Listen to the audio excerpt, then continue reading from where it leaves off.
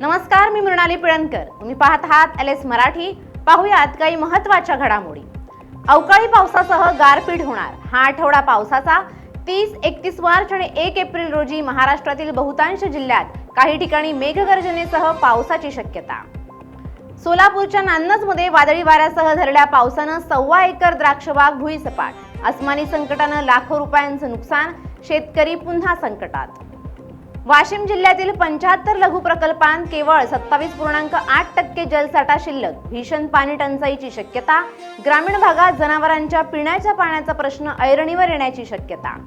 येत्या 1 एप्रिल पासून वीज दरात कपात लागू होणार. 100 युनिट पर्यंत वीज वापर असलेल्या घरगुती ग्राहकांसाठी प्रति युनिट दरात सुमारे 1 रुपयांची कपात. आता 8.14 रुपयांऐवजी 7.10 रुपये मोजावे लागणार. राज्यात दररोज सरासरी तब्बल 91 अपघात. 42 जणांचा मृत्यू. परिवहन विभागाच्या तांत्रिक युनिटला शासनाची मंजुरी. आखाती युद्धाचे पडसाद. खतांच्या दरवाढीची शक्यता. शेतकरी सेंद्रिय शेतीकडे वळले. कमी खर्चात शेती टिकवून ठेवण्यासाठी आणि जमिनीची सुपीकता कायम राखण्यासाठी सेंद्रिय शेतीला प्राधान्य. सोलापुरातील औद्योगिक वसाहतींच्या विकास कामासाठी राज्य शासनाकडून 56 कोटी रुपयांचा निधी प्राप्त. अनेक वर्षांपासून प्रलंबित विकास कामांना गती मिळणार. चाकण उत्तर पोलीस ठाण्याच्या हद्दीत पोलिसांची मोठी कारवाई. अवैधरित्या धारदार शस्त्र बाळगणाऱ्या एका आरोपीला अटक. गुन्हे प्रतिबंधक पेट्रोलिंग दरम्यान गुप्त माहितीच्या आधारे कारवाई. सांगली जिल्हा कारागृहात टोळी युद्धाचा भडका.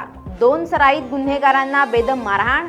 वीटने केलेल्या मारहाणीत सराईत गुन्हेगार गंभीर जखमी. 16 जणांविरोधात गुन्हा दाखल. घटनेमुळे सांगली कारागृहात गोंधळ. गतविजेत्या बंगळुरूने फोडला विजयाचा नारळ. पहिल्याच सामन्यात हैदराबादचा पाडला फडशा.